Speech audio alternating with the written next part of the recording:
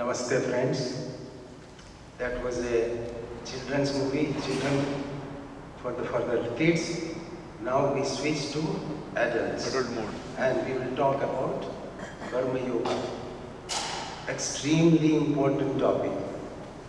Very dear to Lord Krishna. He talks about Karma Yoga from the beginning to the end in different ways to make Arjuna a Karma Yogi. We will follow the tradition of Sanatan Dharma to understand Karma Yoga, which is extremely important, by asking question and answer. I will ask the question, I will answer, and at the end, you will ask the question and God will answer. So, first, what is Karma Yoga? Karma Yoga is a Sanskrit word. It's a term made up of two words, karma and yoga. Karma simply means action or activity. It may be occult, it may be obvious, gross or subtle. So, karma only means action. Yoga means union. Yoga is the union, but it's a very peculiar union. Example, Mother Ganges starts from Himalayas and runs over thousands of miles as a river Ganges to meet ocean, Bay of Bengal. All that time, it is known as river Ganges, sacred river Ganges. As it comes closer to the ocean, it is now called Ganga Sagar because it's vast and it is becomes very huge and calm. So that is called Ganga Sagar. But as soon as it merges with the Sagar and goes in, it loses her identity and it is only called Sagar. So that kind of union where you lose personal identity and merge with another identity is called yoga. So Karma Yoga is such activity which has a power to unite individual soul with super soul. Not any ordinary activity, but there are only particular activities which can make you from human being or Jivatma to Paramatma instantaneously. And when you are alive and when you are working. And that mode of activity is called Karma Yoga. So Lord explains that beautifully all over. But to be Karma Yogi, you have to be a Gnana Yogi and also a Bhakti Yogi. You cannot become Karma Yogi alone. So Karma Yoga is a combination of Bhakti Yoga and Gnana Yoga. So that you have to have a knowledge that I am not this body. I am a soul, like we discussed. So that is Gnana Yoga. At the same time, you have to have a love for the divinity to become Karma Yogi. Otherwise, you are a workaholic, you are not a Karma Yogi. So, Karma Yogi has two things. He has a knowledge of divinity, and he has a love for God, and he puts his day-to-day activity at the feet of Lord. And that's called Karma Yoga. Who can become Karma Yogi? Another question. Anybody, all human beings are eligible for becoming Karma Yogi. How is that possible? It is possible because to be Karma Yogi, you need only two things. Right choice. So you have to make a right choice, you have to be dedicated, and you have to pursue that choice. Otherwise, you are a daydreamer. You want to become divine, so you make the right choice and you work on it. So that is, these both are within the control of all human beings. Whether he is a farmer, illiterate, or a professor in Harvard. Free choice is our birthright, and right choice is also our birthright. Because even to a most illiterate man, God has given that entity which can decide what is right and wrong. I step on somebody's foot, I say sorry. Even a farmer will say, even to a German man, even if he doesn't speak, this is inherent knowledge and that is called knowledge coming directly from God as long as you are human being. So all human beings are eligible to be Karma Yogi. So what is the advantage of being Karma Yogi? Why would I become Karma Yogi and not a professor in Harvard? The benefit of Karma Yogi, if you become Karma Yogi, you get the divinity, you feel the divinity in day-to-day life all the time. So that is the benefit of being a Karma Yogi. So Karma Yoga cures your disease. Which disease? The disease of 21st century is not diabetes mellitus, not hypertension, not obesity, not cancer. The disease of 21st century is stress, S-T-R-E-S-S, and that starts from the kindergarten till we go to funeral home. So that stress disease can only be eliminated by the divine knowledge, and Karma Yoga washes that out and makes you stress free. Your house is going to collapse, let it collapse, you will not be in stress. That knowledge is the benefit of Karma Yoga. So that is the second question. The third question is how long it takes to become Karma Yogi. Maharishi Patanjali explains very nicely that for any endeavor it depends upon three things. The effort, that is mrudu, madhyam, adimatratva, tato vivishesha. Maharishi Patanjali says the success in any endeavor will depend upon the intensity of your effort, whether it is mild effort, whether it is moderate effort or intense effort. If I make intense effort to become Karma Yogi, I can become Karma Yogi next month, today. So that is the answer, how long it will take. What scripture to follow? Bhagavad Geeta is the best scripture to follow Karma Yoga, but it's extensive, it is 5,000 years old, it is little complex and you need time. So I take you to a very recent saint, Bhagavan Ramana Maharshi, whom we have seen, whom we have heard, whom we have touched his feet, so there is no resistance from our intellect. If I talk about Lord Krishna 5,000 years ago, oh, he happened or not, why he said it in the middle of the war, is it possible, unlikely. That my intellect will create a lot of turmoil, because it is far distance. 10 years ago what happened you have forgotten, and 50 years ago what happened you can't even imagine. So we go back to Bhagavan Ramana Maharshi, who was on this planet up until 1950, so very recent. And in Updesha, Bhagavan Ramana Maharshi explains this Karma Yoga in a melodious way. So what he says, Karduragaya prapyate phalam karma kim param karma tajjadam. He asked the question, Karturagya, first it makes a statement. Kartur agaya, Kartur means creator. Kartur agaya means with his agna, with his permission, with his consent, with his will. What Thy will be done. That's how it comes. So his will, his permission, his consent, his judgment, you get the fruit of action. Not buddy, whatever you are doing. You can go upside down, but if you are not going to get, you won't get it. So that is a fundamental rule. Karmaniya Vadikaraste, this is simplified here. So, Karduragaya prapyate phalam karma kim param karma tajjadam. So how can the karma can be superior or powerful or in charge? It is not. So karma tajjadam, it is jad. Example, I open a soup kitchen, beautiful activity, everybody will agree.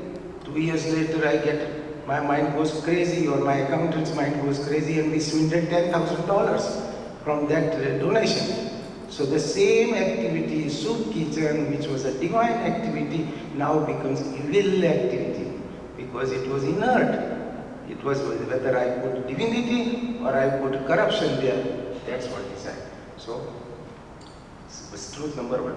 So Karduragaya prapyate phalam karma kim param karma tajjadam kruti mahodadho patana karanam phalam sasvatam, gati nirodhakam. This kruti means series of activities which we are doing, going to primary school, college and all those activities, billions of activities we do in life. So kruti, mahod, dho means it is a big ocean. And it is padana karanam, it will drag you down to nothing. You go with the ashes, that's what we learn. So kruti mohodadho padana karanam phalam sasvatam gati nirodhakam. It will give you a very transient fruit once in a while and give you some diploma or $5,000 in your pocket. Very transient which you will have to leave it here. So phalam asasvatam gati nirodhakam, and it will interfere with your ultimate gati. Gati means goal. Your goal was to become divine. Instead of that, you put some money in your bank and that is only thing. So that is third class. So third sloka. So what do you do? Ishwararpitam ichchaya bhutam chitta sodakam mukti sadakam. So Maharishi says, Ishwararpitam, you dedicate everything to God. Ishwararpitam na ichchaya bhutam. Not that I have 3 Mercedes and I want to open 5 more Dunkin' Donut and have $1 billion. That is third class. So Ishwararpitam na ichchaya bhutam. What it will do? Chitta sodakam mukti sadakam. It will quieten your mind like a tranquil lake. And if your mind is tranquil lake, you are sukhi. If your mind is disturbed lake and a noisy ocean, you are dukhi. If your mind is quiet, you are sukhi. If your mind is disturbed, you are dukhi in a Mercedes or in a jumbo jet, private jet. You are dukhi. So sukhi and dukhi. These are. So Ishwararpitam na ichchaya bhutam chitta sodakam mukti sadakam. So how do you dedicate to the Lord? You can't take it in a shopping bag that these are karmas God. So he says, Jakate ishadhi yukta sevanam astamurti brodha deva pujanam. He gives the guidance. What you will do? Jagata, what we see, ishadhi, it is pervaded by God. Jagate ishadhi yukta sevanam, to serve that Jagat which is pervaded by God. Jagati ishadi yukta sevanam astamurti brodha deva pujanam. What do you mean by Jagat is God? It is a manifest form of God is Jagat. Unmanifest form of God is Brahman or your Atman, which is enshrined in your body. So that is Atma. This manifest form is Paramatma there. And to serve that Paramatma is the highest seva of God. So Jagati Ishadi Yukta Sevanam Astamurti Bro Deva Pujanam. So what is Astamurti? So it is Panchamabhuta, so it's the earth, ether, water, fire, five elements, then your intellect and ego. So the earth, ether, water, fire. So there's 5 and 3 more, your mind, intellect and ego. And ego is the most troubling entity. As a human being, only human being has ego. There is no ego in plant kingdom or animal kingdom. So they are givers, they give, they don't worry for tomorrow. But you and me have ego, so we worry about 50 years. And we are selfish to the last drop. We don't part with the money or talent or nothing. We charge for everything. While nature doesn't charge for anything. So that is Astamurti Bhru Deva Pujanam. So to serve that is a Karma Yogi. So the Karma Yogi is a particular type of an individual who has understood this perfectly and he has decided and chosen that path. So Karma Yogi, what are characteristics? That he has dedicated everything to God. He is not interested in this lousy world. What is this world for? World is only meant for body maintenance. There is no other function of this. It gives you air, it gives you water, it gives you food, that's it, and clothing. It is nothing else. So what is this body meant for? Body is meant to realize God. These two things Karma Yogi knows for sure. So he has a Vivek, means ability to separate this thing very clearly. Nobody can make him fool. Once Karma Yogi means you are ever Karma Yogi. So Karma Yogi has this very clear. He is dedicating that to God. He is serving the God. He is the best soldier of the God. He is dearest to the God. And in return, God gives him a bliss and peace that he is totally happy. So that is Karma Yoga in action. So such person becomes a Karma Yogi. And we all can become a Karma Yogi. Somebody asked me from the audience last time when I was talking somewhere, the doctor, do you know of anybody who doesn't care about money and does this whole thing? I said, yes sir. I know a lot of them. I know at least 100 people myself. Great my masters like Mahva, Gandhi, Martin Luther King, Mahva, they are great masters. But in this group, we have friends, so I know 100 Karma Yogis here. When we did Krishna Hospital, they gave their everything. I know here Kiran Bhai is sitting, his wife is sitting. I know sweet M&M, that is Mehul and Maya. These are the people who want to be Karma Yogi, and they are Karma Yogi to different extent. We become Karma Yogi 5%, 50%, 90%. And now our mission is to make it an army of Karma Yogi. And I found out my partner Vivek Kaul, who came from England. He's only 50, he's a smart young man, and he retired. And he said that, Dr. Chokshi, I want to do something like this. I said, I'm with you. So he came from there. So we are starting a new foundation called the Global Sanatan Aid Foundation. Why? I don't need it. He doesn't need it. He's a young man. He's FRCS from England. He gave that up. That's a proof positive sign that he's a great Karma Yogi. Whether he has done 10 things or not, but his resolve is to start with is like atom bomb. So we are starting that, and we have already 100 people. I'm looking for 999 people, and we will have that by December or March, and in this room, from this place, we will start that army of Karma Yogis to do the great work in the world. And look at the God. He already gave us a brigadier, General Bakshi, who is the best human being who fought 3 wars for India and who has written massively on spiritual things, Soma and all this, Earth Veda. Such a human being who is a master in Sanatan Dharma and a disciplined soldier for 39 years. He has decided and he agreed, and he talks to us every single day, I am your commander, no, I will be with you. We have Atul who is a Samrat in Sangeet. He volunteered, Dr. Chokshi and Dr. Vivek, we are with you. He is with me for last 25 days. We are thinking how we will make army of 1,000 people. So I request all of you to join and make an army, because the need outside is massive. So we need a massive army to have some impact. And that becomes Karma Yogi in collective effort. And that's what our next plan is. And that is Karma Yoga in short. You can ask any question, Master will answer to the point with the sloka. Every answer is sloka. I have no opinion. I don't go by anybody's opinion. Opinion of Lord. Everything is written here. So Kartu Ragaya I took you very simple way and very intense way. Karmanyeva Adhikarasti Ma Phale Sukadachana Ma Karma Phale Turbo Mate Sambho Swakarmani.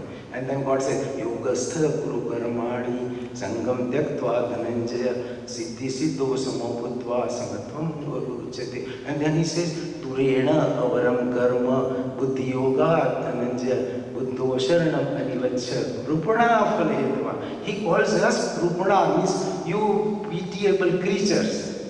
That's what God says. to us. So he says, Yogastha Guru Karmani. Established in God consciousness, you continue to do your work. But Durena means inferior. Avaram karma buddhi yogadhana buddho sharanam manivaccha kurpanaphaneta.